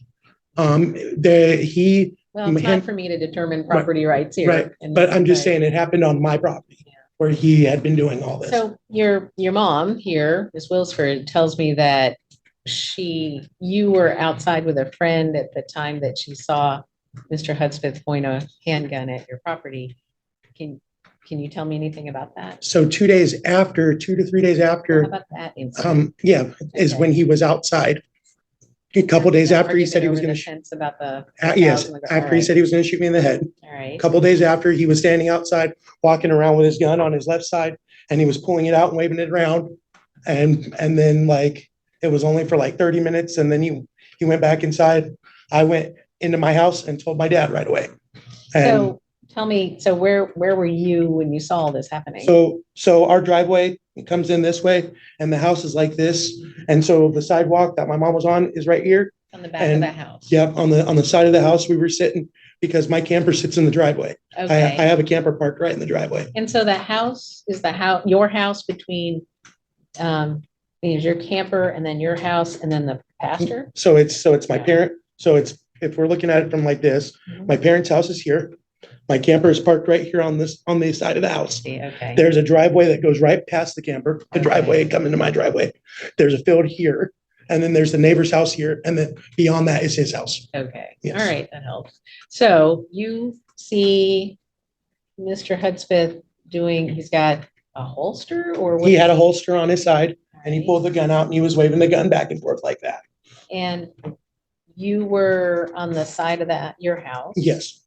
Do you think he saw you there? Yes, I personally believe that he saw me there Why do you think that? because we were sitting directly across from each other. Okay, Like I was sitting, so like I said, the driveway's here and the field is right here. And I was sitting at the end of my camper where I always sit, looking out that way. And he was 3 fields down from the neighbor's house in between us. so for about 30 minutes, he's outside? Yes, And in that 30 minutes, what's he doing? he was out there walking back and forth from the house to the camper he has. His And- house? Yes, and he's got a little camper out in his front yard as well. And he was walking from the camper to the house, camper to the house. Right? And so you were able to see that Mhm. from your vantage point. All right. Did he say anything to you? Nope, Okay, all right. just with the previous threats, I was kind of worried. And so I came in and told my dad and then we called 911. Okay. All right. I got some questions. So, Mr. Deal, anything else? Any other people I should hear from? 2 things. One, the day that we went to court and they granted a surrender of his weapon and all that, the next day I was sitting outside as well. I could hear some kind of disturbance and I looked over there and the cop was over there, I'm guessing trying to get him to surrender his weapon. The cop left. About 30 minutes later, I seen him walk out with his weapon and get in his car and drive out towards Rochester. And then the next day the cops came back and I'm guessing they were still trying to get a surrender. They went in his house. And then we got notice that he did not surrender a weapon. So describe for me, you said you saw Mr. Hudspeth leave his house with a weapon. What Yes. kind of weapon? It was like a 9 and it was in his, A what? a 9mm, So a handgun, a handgun. right? And it was in a holster and he was carrying it in his hand the day that the cops came over to serve him, I'm guessing, and to tell him to surrender his weapon. Do you know if that was similar to the handgun you saw Yes, before? yes. All right. And that was after the police Came over were to, there and you think they were probably serving him notice of today's hearing. yes. And it was at 9:30 in the morning I want to say on, You were in court Wednesday. on Monday and so maybe Wednesday. or Tuesday, maybe Tuesday. Tuesday or Wednesday. Yep. Okay. All right. All right, any other folks you want me to hear from? My friend Tyler's been with me. He's always around. He's came here today Does he to, have information about these events we've talked about? yeah, he's witnessed, Jim. I need to hear from him, not Okay. you. Yes, ma'am. So why don't you come on up here and I'll put you on row, sir, and hear from you. Okay, ready? Raise your right hand, sir. Do you swear to tell the truth, the whole truth, and nothing but the truth? I do. Okay, why don't you have a seat and then give me your name if you would? My name is Tyler Pogue. I know these guys for a few years, Okay, so you know Mr. Deal, how long? like 3 years. Okay, and do you know anything about the events that we've been talking about here today? I do. I seen the pistol. I Okay, seen and him wave it around. I don't know. so what you were from. there when we were talking about Mr. Hudspeth coming out of his house for about 30 minutes with that handgun? Yeah, I seen it and I duck cover as soon as I seen it. Okay, so do you agree it was sometime this summer? Do you know when that was that all happened? It was like early June, late August. It was been a while ago. All right, so what did you see? It was a semi-automatic modern pistol. It was like a 1911. It was in his holster. He whipped it out, and I don't know why he's waving it around towards the house, up in the ground, down, up. It was weird. Why? I don't know. The house meaning Mr. Deal's house? Yes, it was Okay. towards their house. All right. And did he say anything? Oh, I couldn't hear him. Okay. It was too. And you say you hit the ground. Yeah, I hit the ground. Why? I seen it because I was afraid. Of? Because I've been at school shootings before. Okay. And so you were afraid that he was going to start shooting. Yeah. Did Mr. Hudspeth shoot anything? Do you know? No, he didn't fire anything. Okay. It was just a crazy sight to see. And that went on for how long? Yeah, like maybe like 10 minutes. Okay. And then what happened? We didn't try wave at him. It's just we were just watching what he was doing. Okay. And he was just having an episode. So that just sort of ended and nothing else came up that day. No. Okay. All right. Any other event that you were there to witness? Yeah. He was talking to his kids, talking smack across the pasture. It's a very small pasture. This is neighbors. It's very Oreo scrunched in there, and it's a stone throw away. Hey, it's very close, Your Honor. And so what was going on that has to do with Mr. Deal and Ms. Wilsford? I don't know where all the spice is coming from, but ever since that evil act with the dog is out of the blue, it's straight malicious, I think. So did something happen? You said there was something else that happened. He was talking to his kids. He was hiding behind his house. I saw him hiding behind his house, instructing the kids to talk profane stuff that they would never say to another person out loud across the yard to him. Okay, to Mr. Deal. Okay. And so you heard what? What'd you hear from Mr. Hudspeth, and what'd you hear from the kids? It's just mean bullying language. Like I don't want to. So why do you think Mr. Hudspeth was having instructing his children to do it? Yeah, I think the straight bullying, man. Okay. And so you believe Mr. Hudspeth was instructing, how old are these kids? They're easy 6, 7 years old. They're very young. All right, so under 10. And you believe he was instructing them on what to say to Mr. Deal? Yeah, I seen him go verbatim. Do you know when that happened about? It was like a week after the gun incident. Okay, which was after the dog was killed and after the argument at the fence. Okay. And okay. Anything else, Mr. Pogue? It's just a bunch of salty instances of it's the same bullying, childish bullying behavior. Okay. All right. All right. So, Mr. Deal, is there anyone else I'm supposed to hear from here today? My husband. Okay. Anything you want to come on up here, and we'll find out if there's anything relevant and get it all out. So raise your right hand, sir. I swear to tell the truth, the whole truth, and nothing but the truth. I do. Why don't you have a seat over there? And that red lighted thing, you don't have to get too close to it, but that's what's picking up your voice. Okay. So your name. My name is Glenn Wilsford, Kelly's husband. Okay. And so you live also at the same house. I do, Your Honor. Talking about. So what do you know personally, not what you heard from others, but what you know or saw personally about All my this? information is on the front and the back half. I don't have any personal knowledge of any harassment or gun actions or threats. Okay. All right. The information I do have is we actually have been pretty decent neighbors with Royal. He's been pretty good to us. We've been pretty good to him. We've traded favors, decent neighbor stuff. I was the photographer for their wedding. He helped us carry one of our horses that carried away. Not confrontational.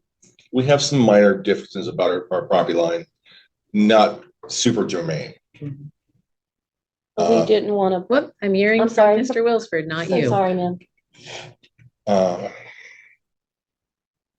On the day of the threat that was made to my son, I came in on the tail half while the law enforcement was there, but I did not have any pertinent information. I wasn't there. Okay.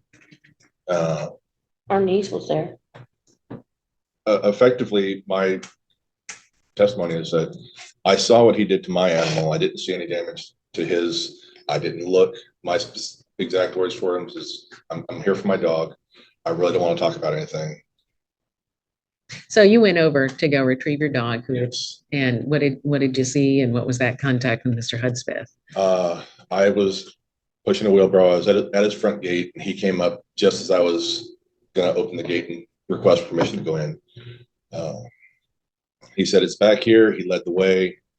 My animal was nowhere near any of his animals. There's multiple fencing. He raises livestock, various forms of animals that he slaughters on site.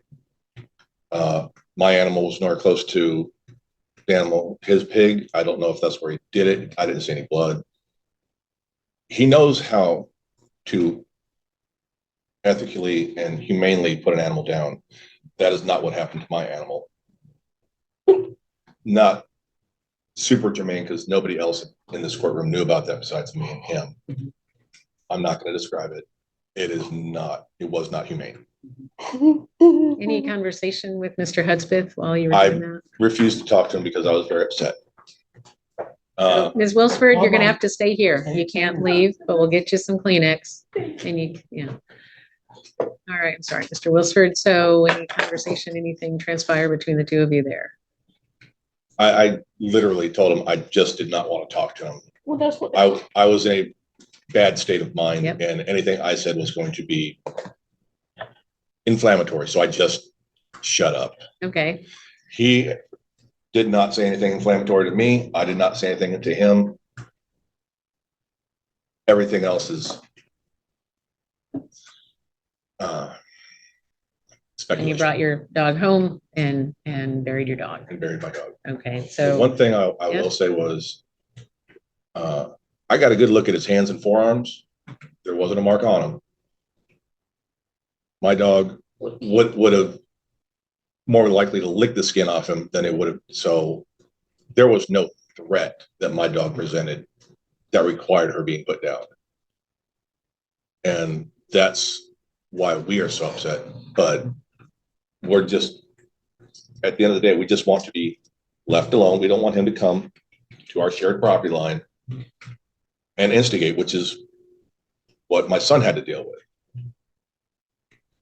We just want to be left alone. We're not trying to punish them. We're not trying to get anything from them. We just don't want to be in fear. I'm not on it because he's never threatened me. I'll deal with the situation as it arises, as the situation dictates. Not a threat, I'm not some big Billy badass or anything like that. He's never threatened me. I've never threatened him. I have no intention of ever doing any of that. so you share a fence line? Yes, ma'am. Our property line from the street to our very back pasture is one continuous fence. Okay, There's my house, my driveway parallels the fence. His driveway parallels his fence. right, There is, the pasture in question is roughly 100 feet. The home between our homes on the other side, there's our home at a 90-degree to our driveway and our fence line. There's a piece of pasture that connects to his back property. There's a home on a 1-acre lot that sits in between us. Then another fence, his driveway, and the front of his house. okay. So his driveway and the front of his property is very similar to where our houses are set up, very similar. It's just the access to driveways are reversed. I go left, he goes right. Okay, but you do share a fence line. Not directly between our houses. There's actually a house in between it. Okay, so, all right, If you've got a piece of paper, I can diagram it pretty quick. It's Okay, I'm it's getting very there. simple. all right. And so, yeah, actually that would be helpful. Feel comfortable, kind of, I know it's not to scale, and maybe we can give you this. Do you mind coming on up here and do an extra pen or something? Give you a pen. You got a pencil? I got a step. All right, just if you could do that, and then I'll try and share it with Mr. Hudspeth when we talk. And if you could just indicate your place and Mr. Hudspeth's place. It's not quite the scale. We'll talk about it. Yeah, Talk I to mean, Mr. Hudspeth placement's a about little it. bit odd. I understand. Okay, All right, 187th. This is my home, front door. I have a barn and a sidewalk that walks out here. This is our parking area over here. There's a 1 acre lot in between us. Where exactly the house is, I don't know. Their house sits pretty much the same orientation as ours. Front door, rear, they have a large old building back here. We can see part of this and we can see part of this. The house is kind of, depending on where you're standing, you can see the front door, you can't see the front door. Okay. And where's the pasture that? The pasture is all this right here. Okay. This is literally an entirely separate Yeah. piece of property that used to be contiguous with that. The daughter sold it, and then There you go. the Hudspeth bought the rest. So of the you property. don't share a fence that you both have Yes, to we do. maintain? That This fence. is a fence line that goes all the way down. Okay, and so Mr. Hudspeth, and I'll talk to Mr. Hudspeth about what I'm looking at here. Yeah. Mr. Hudspeth then has the ability to pass through here and, Yeah, I mean, There's a his gate. property, actually, there's no. And then. That squiggly line is actually not there. There's Okay. nothing there. It's just open pasture. He has Got it. several fences back here that I don't really know how they go. There's a sort of kind of fence that's kind of busted down with openings that blocked off this entire pasture, okay, but his cows can walk in and out of it. I think he has it set so Alright.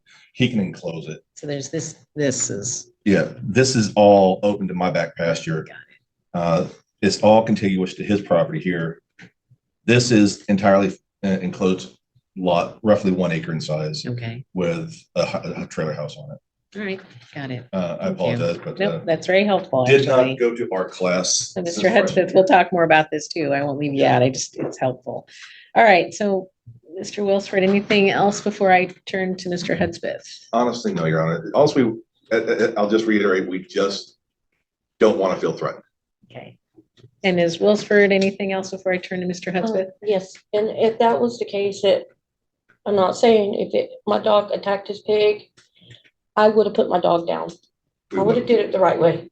We grew up around livestock. Yeah, or if he would have called the cops or, but that was a horrible, horrible crime.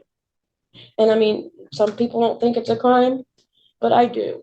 And she was over there and understand that was his property to do, but I just know, I feel like, So can I ask you, before that happened to your dog, had you ever seen Mr. Hudspeth come out waving his handguns around? I never pointing them at seen him your come out property? waving his handguns, but I've heard him argue with other neighbors, Okay. scream and holler with other neighbors, Alright.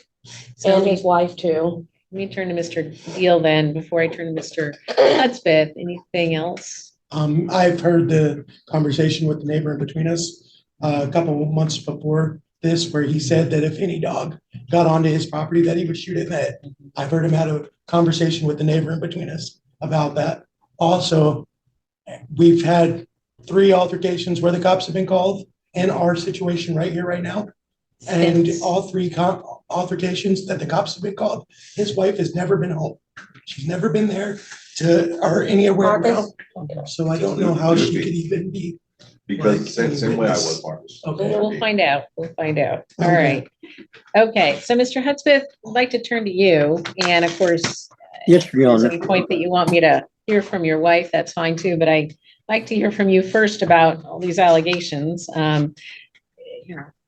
I've got a picture here and it's going to be really, I can't really put it up to the camera, but Mr. Wilsford has helped me get a better understanding of where everybody's situated. And why don't you tell me your response to this request for this order? Okay, here's the drawing of the property line. Okay. All right, thanks. Our house to their house is 1,000 feet away, About. Okay, and there's no line of sight between our houses. There's a big tree on the fence line there blocking the trailer of the camper trailer and most of the house. And the trailer, they can't see always through what I have. And about the pistol that the cops came to several times to receive, no, Officer Port came and took both the rifles and my 9 at the same time. So there is no other guns. Your Honor, I'm just pointing to where he's talking about the so trailer. I'm just rooms going to at. hear from Mr. Hudspeth for now, and then if we're I'm going to hear sorry. from I'm you, sorry. just one person at a time. So Pointing Mr. where you were talking Hudspeth, about. so I appreciate that you're helping me out with this. So, and she can be your, AV Yeah. person, but I just want to hear from you. Yeah, 'cause you're Right. not- All right, so, you believe that they couldn't have seen you with your, from their, area, from their house? No, Your Honor. So what else would you like to say? No gun. I had no guns at all. The gun is locked in the safe in our master bedroom. And that master bedroom is locked because of our kids. Okay, What did you have? All I had on that day where they say I had a weapon is I was working on my son's trailer. I had an impact wrench, a cordless drill, and a tape measure. And you had your holster on. I had, so I really need, and they say, Ms. Cheeseman, I don't want you telling him what to say. You'll have a Yeah. chance, but he has to And speak, I'm not you. and So, his Mr. friend says- Hudspeth? his friend says, Marcus said, I had my holster on my left side. I am right-handed, Your Honor. My holster would have been on the right. And when I have a 4-year-old, I'm a combat vet. I know how to use weapons and I know when not to. And I use my weapons for slaughtering my animals. And I had my 19-year-old son witness too. I was working on the trailer with cordless tools. All right. And Marcus was outside. He wasn't, if he was saying where he was at, he could not possibly see that I had a gun on me because he was out by the main road in line of sight. And my 11-year-old, my 4-year-old, and my 19-year-old were right there. And I was working on the trailer right there. So did this claim that you were out for about 10 to 30 minutes with your handgun, what do you say to that? It's all lies. So it didn't happen. It didn't happen. Okay. And then what about at the fence with Mr. Deal? Anything about that you want to comment on? Okay, yes. When I work on my fence lines, I have my boys start recording. So stuff like this, I have it all on recording. And when he spit in my face, I was already on with 911. So tell me what happened at the fence line that day from your point of view. Okay, we went over there because we got a busted post. So I was going to put a metal post in and take picture and video because the black plastic that's right on the fence so my cows can pull it. And then there's garbage on there and used condoms on the property on my side of the fence. So what happened that day is what I wonder. And then we got ready to leave because I needed to get a fence post. The cows start going to the garbage and we were still recording. Then Marcus came out of his camper and confronted. And then it got hostile. When What does that mean, confronted? What does that mean? What happened? He got up onto the fence line. It's all on video.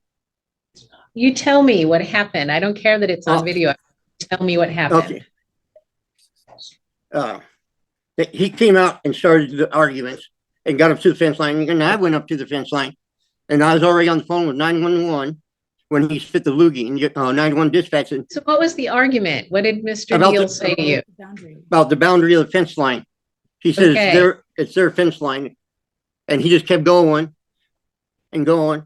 And then when he spit in my face, that's when I said I was going to go get my gun. And the 911 dispatcher said, "Where's your gun at?" I said, "It's in the house, in the safe, and my wife is in the house." Why did you say you were going to go get your gun? Because he spit a loogie right in my face. All right. And that's assault. Is there a fence between you? Was there Huh? a fence between you? He was standing up on a gate leaning over my fence line into my face. Okay. We have it all on recordings too, ma'am. I don't care that you have recordings for me. I want to hear from you. And so you said, I'm going to go get my gun. And then that's when the 911 dispatcher said, "Go to the gate and wait." Okay. So I did. So the 911 dispatcher drew you away from the situation. Yeah. And then, all right. And I mean, it's not nice to be spit at, but did you believe you were in mortal danger? He's a known druggie. You and I don't believe know you what were he in has. mortal danger? Yeah. Yes. Why? He could have some, a disease. The neighborhood here, we all know that he's a drug So were there user. Any particular threats made against your property or you in that situation? After I left, my 19-year-old and my 11-year-old was still there. Marcus was cussing at my 11-year-old, called him a retarded bee, go back to school, and he was waving his cane at 11-year-old. It's all on video, Your Honor. Stop saying that. All right. So again, Ms. Cheeseman, stop talking. I'm talking to Mr. Hudspeth. You are not testifying. I need Mr. Hudspeth to testify. If he calls you as a witness, I'll hear from you, but please keep your peace. So, all right. So there's this argument and you felt you were assaulted. So you threatened to go get your gun. 911 that, and 911 told you to step away from that. Yes. And then, all right. And I left from that area. I was 500 feet away from that fence line at my main gate, waiting for the officers. All right. And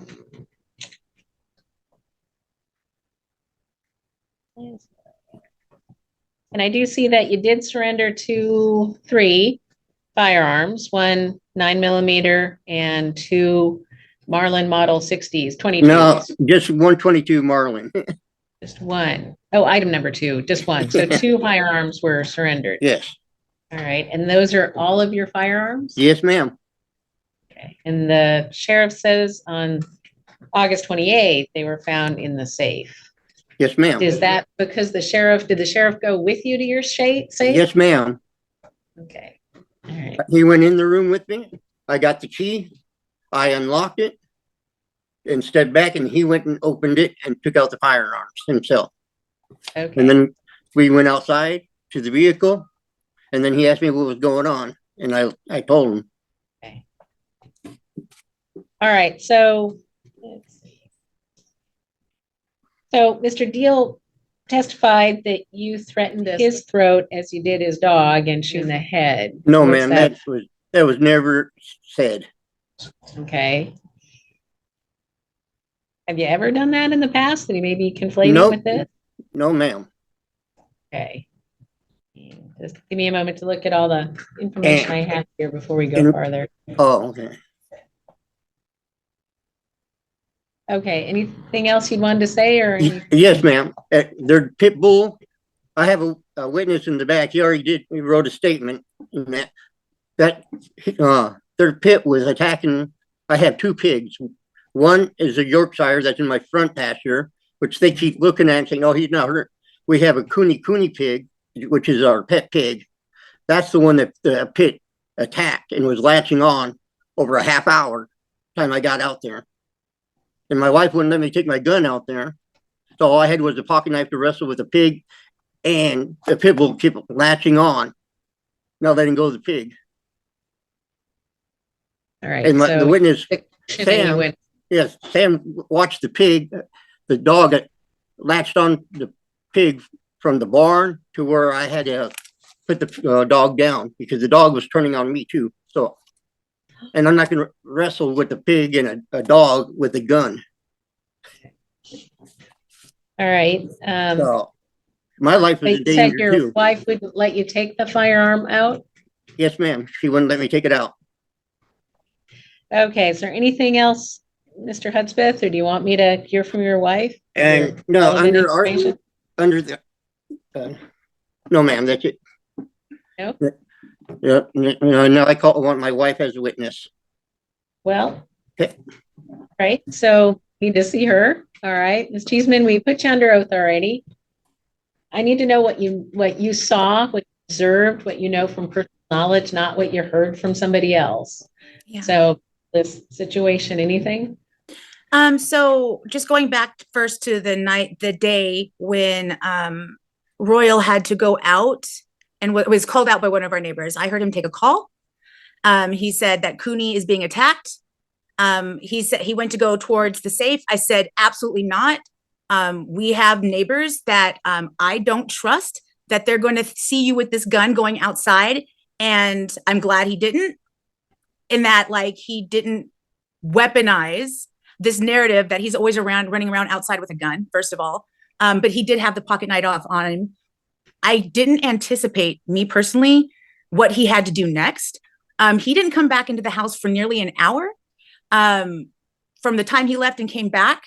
When he came back, he told me about the struggle he had. He was so distraught that it took actually weeks before I got enough details to actually understand what happened. What he looked like when he came back after an hour? He looked sweaty. He looked really upset, tired. Sometimes when I talk to him, because he has post-traumatic stress disorder related to his combat service. And so sometimes when he gets into heightened stress, there's a period of time where it takes a while for things to go back into place where I can actually understand what he's saying, which is why right now he's under a lot of stress. And I was just worried he wasn't answering your question. So I want to apologize right away. You're right. I shouldn't have been speaking, but like I could see some of that happening when I was visually watching him, just the amount of stress. I know that he went right back outside right away because he had to take the, we put it in the water. It's like sugar and salt. Essentially, it helps perk animals up when they're under stress. We put that in the water because Cooney was really lethargic afterwards, as you can imagine, really tired. Even for weeks afterward or days afterwards, we were me and my children bringing out fresh nuts and fruit to try to get the pig to perk back up. While he didn't sustain huge injuries, they never asked about our pig. They never called us. They never reached out to me. Never, not once. And to be very clear, I would have really appreciated a call. I think all of this could have just been absolutely avoided by just being curious about what happened on our property and asking, if not with us, just asking our neighbors. Our neighbor behind us saw everything that happened. He called us to help us get our pig unattacked by their dog. They don't know what happened because they never asked us what happened, and they don't want to even know what happened. So and we've been friends for years. Do you have any other information about some of these other instances? They don't have any line of sight from what they're talking about. This is my property. This is my property. Mr. Deal was my at name. the fence. Mr. Deal is at the fence with your husband. Do you have any personal knowledge of that other than what you may have heard? My kids came back traumatized from that fence line. They were absolutely horrified that another adult. I was in the house. They came but you to weren't me. witnessing. Yeah, No. I'm just telling you what my children told me afterwards. No, I won't hear that because that's not. I can't discuss it with them. I can't cross-examine them. You're the one. So I need what you know from your personal knowledge. Pretty much. Mr. Wilsford did the same. He understood that he didn't have any personal knowledge. He kept it circumspect to what he knew and observed from his own ability to know, not someone else telling. The children are not 7 and 8. They're 4, 12, and 19 at the time. So, anything about 2 days after the reported argument at the fence, this idea that were you there or have any personal knowledge of your husband with a handgun outside your house? My husband was doing a building project. We were weatherizing the trailer. Period. The gun is not allowed out of the house or out. I literally locked that door, my bedroom door, and I'm the only one with the key unless I give it to him. And I surrendered it to him so he could surrender the guns to the police officer. Right. And I lock the door every morning. All right. Anything else, Ms. Cheeseman? No, Your Honor. Okay. All right. I'm just going to ask Mr. Hudspeth, if I can spin the camera there. Yes, ma'am. Mr. Hudspeth, anything else?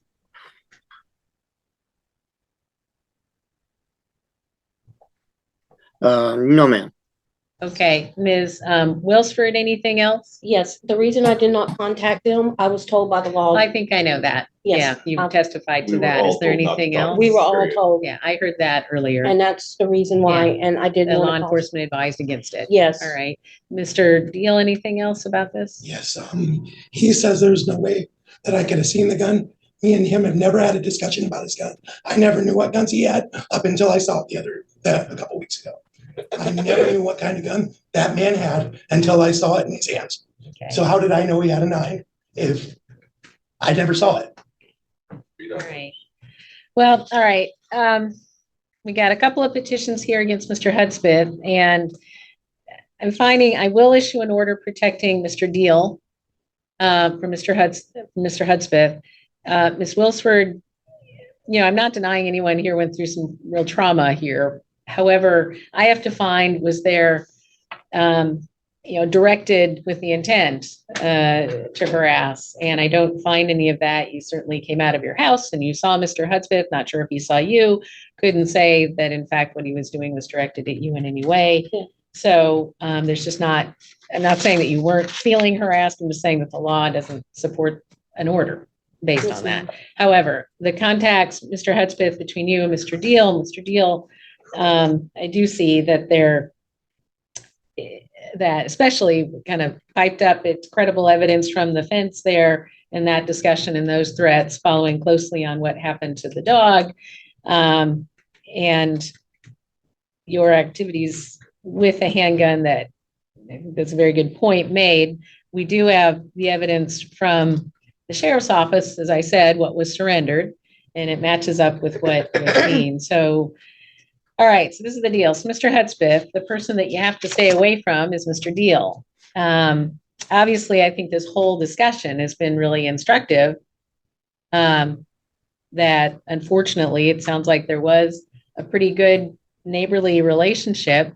Maybe that can come back with Mr. Wilsford, maybe with Ms. Wilsford, but at this stage, no contact of any kind with Mr. Deal. And of course, Mr. Deal, you don't want to put yourself in a spot, that you would intentionally have contact with Mr. Hudspeth. So Understand. sharing, close properties, that you kind of have to take care of yourself in that way.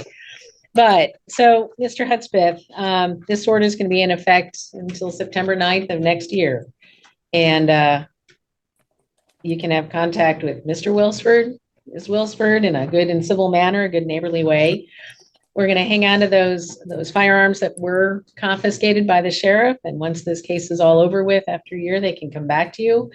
I'm going to order that you don't possess any firearms going forward. That would be a violation of the law and would subject you to criminal prosecution if you do. Yes, ma'am. With this order. So, so I know you'd share a fence line. So what I'm going to say here is that you, let me get to that portion here. That you, that you simply stay away from Marcus Deal. You don't come onto his property. And I'm not going to do 1,000-foot distance exclusion. I don't think it's workable with these connected properties, but you stay away from him. You stay away from him in particular. You don't enter or come onto his property, and that, and that's the Wilson's property too. So there. You don't contact him through family, through friends, through social media in any way. Just no contact with him at all. So let's see. Any questions, Mr. Hudspeth?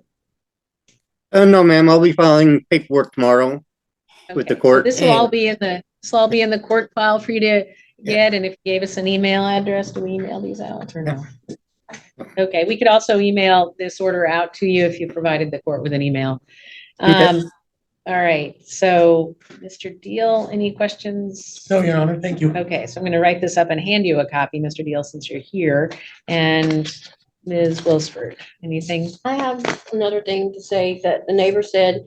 So I'm not going to take any more testimony. Okay, All right, sorry. we're done with that. Sorry. That's okay, I understand. There's a Thank you lot for of your, emotion here. thank you for your time, ma'am. So let me get all this written up and get this to Mr. Deal, and then Mr. Hudspeth, you can be on your way as well. Okay.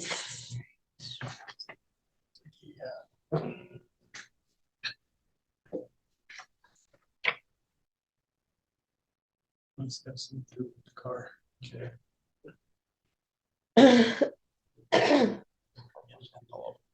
It's just a matter of running it. I just wanted to hit it that once or twice to get to know it. All right, so here we go. This is Mr. Deal, and then. Okay, come on up here, Ms. Wilsford, and then all of you can be on your way. Thanks, Mr. Hudspeth. You can be on your way, and we're adjourned for the morning. Have a good day, ma'am. Thanks. Have a nice day. So long. Thanks. Great. Thank you for your time.